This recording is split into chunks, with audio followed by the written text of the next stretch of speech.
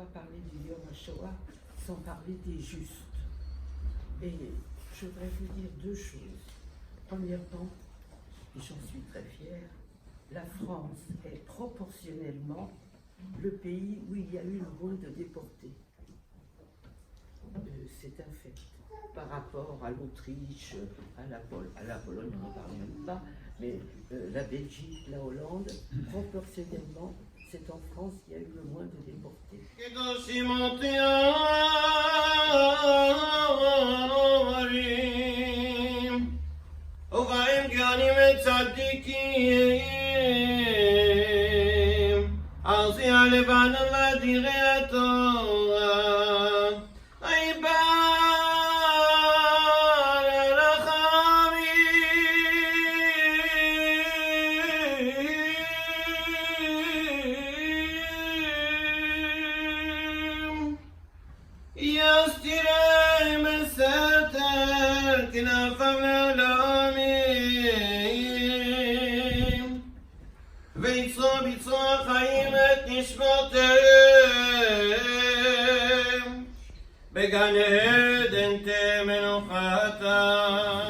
L'amène à la fin de la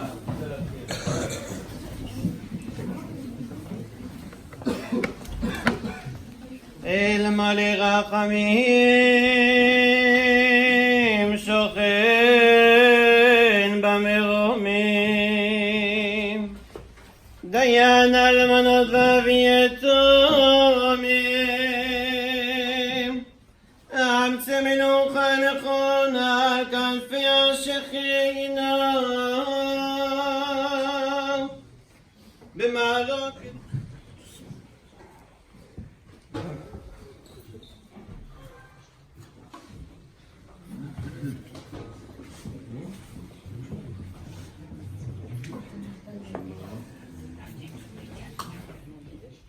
Deux billets pour partir à Grenoble.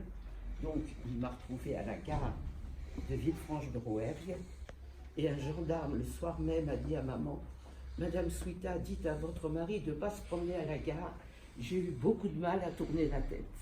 Alors, c'est pour ça que je voulais vous dire que dans ce jour tellement difficile, parce qu'il y a eu 6 millions de morts, il y a eu, Dieu merci, en France, beaucoup de mains qui se sont tendues.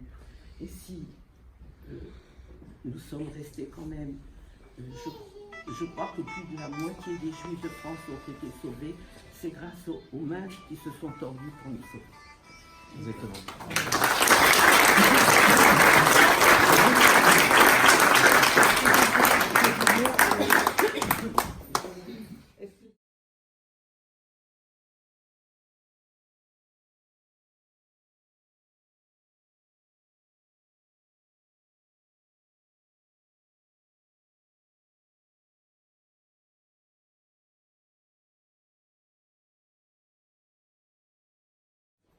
Fonctionnaire d'État, j'ai la mission d'éduquer les enfants.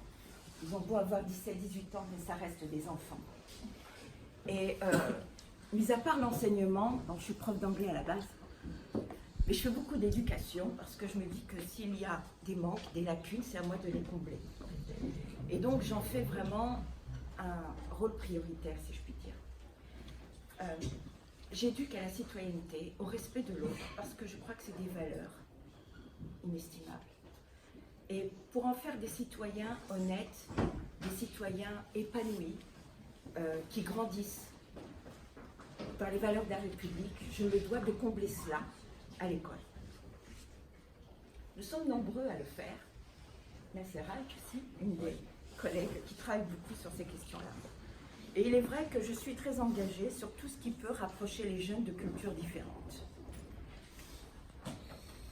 Nous travaillons sur la Shoah, bien évidemment, parce que ça fait partie de notre patrimoine en tant que Français, mais aussi de notre patrimoine parce que nous sommes nombreux à être issus de l'immigration et que dans nos pays d'origine, on a caché, on a sauvé, on a soigné, on a nourri, on a protégé. Beaucoup de nos enfants ne le savent pas, parce qu'ils ne connaissent pas l'histoire du pays de leurs parents et de leurs grands-parents. Donc, on comble. Parfois, les manuels scolaires ne sont pas complets. La théorie n'est pas suffisante. Et donc il faut combler avec l'histoire de ces enfants. Donc je parle beaucoup du Maghreb, je parle beaucoup de la culture musulmane dans leur pays, des tirailleurs qui ont combattu pour libérer la France, mais aussi de ces femmes tunisiennes qui ont caché leurs sœurs juives dans les hammams par exemple. Je parle aussi des femmes berbères du Maroc qui ont réchauffé les plats de leurs voisines le jour de Shabbat, et notamment la cohabitation et la solidarité lors des fêtes de circoncision chez les unes et les autres, ou alors des mariages. Tout cela, beaucoup d'enfants français ne le savent pas. On ne leur a pas transmis cela à la maison ou bien à l'école parce que ce n'est pas dans le livre scolaire. Donc nous dépassons, nous contournons les programmes pour qu'ils aient un maximum de connaissances. Et avant de travailler sur l'Europe, on travaille d'abord sur leur culture et sur leur héritage, leur patrimoine, de celui de leurs parents et grands-parents. Et lorsqu'on arrive au sujet qui nous occupe, qui nous concerne, qui est l'histoire européenne, alors oui, je les emmène à Auschwitz, je les emmène à Washington, je les emmène à New York, je les emmène en Andalousie pour voir la cohabitation judéo-arabe pendant la conquête des musulmans. J'essaye de leur parler de tout, j'essaye de leur montrer le monde, d'ouvrir des horizons. Et ils comprennent. Les jeunes comprennent, ils apprennent, et ce sont d'excellents relais. Et si je continue encore aujourd'hui à le faire, c'est vraiment parce que l'éducation et l'école de la République fait ce qu'il faut. Nous avons maintenant des coachs, des anciens élèves qui accompagnent les plus jeunes. J'ai aujourd'hui un collègue, professeur d'histoire, qui était mon élève à 17 ans lors de mon premier voyage à Auschwitz, parrainé par Simone Veil, qui m'a prise par la main jusqu'à ce que j'accomplisse ce travail. Et il est aujourd'hui mon collègue, Kader, qui habitait au Landau il n'y a encore pas très si longtemps. Et aujourd'hui, il m'accompagne avec mes élèves, puisqu'il est dans mon équipe. Il m'accompagne pour emmener les élèves à Auschwitz. Une émotion tellement forte que je la ressens encore aujourd'hui.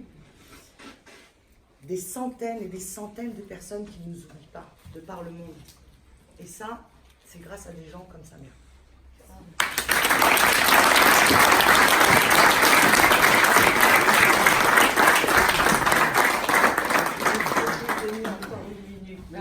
On a le temps, c'est bon. En entendant ce que vient de dire Stéphanie. Vous voyez ce que c'est là, je ne me rappelle même plus ce que je voulais faire. Ah, ça y est, je me souviens. Samia, qui est professeure d'anglais au lycée professionnel de Noisy, fait en fin juin une rétrospective de ce qu'elle a fait toute l'année. En tant qu'enfant caché, j'étais une enfant cachée, je m'appelais Jeanne Moreau. J'étais passée dans les classes de Samia pour raconter ce qu'était qu'une enfant cachée. Et j'arrive donc au lycée et je vois un petit jeune homme de 16-17 ans qui s'approche de moi et je vois qu'il veut m'embrasser. Donc je lui tends les bras et ce jeune homme me dit « Madame Vulgus, j'ai été à Auschwitz avec Samia. Maintenant, et ce petit jeune homme était nord-africain, maintenant devant moi, on ne parlera pas d'antisémitisme. »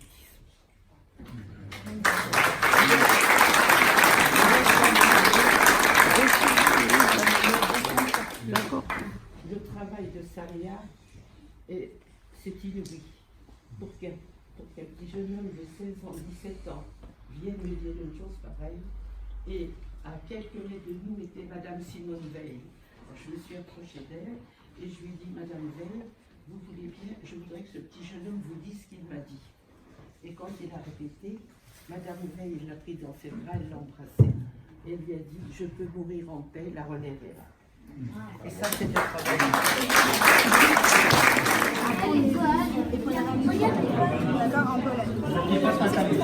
Voilà.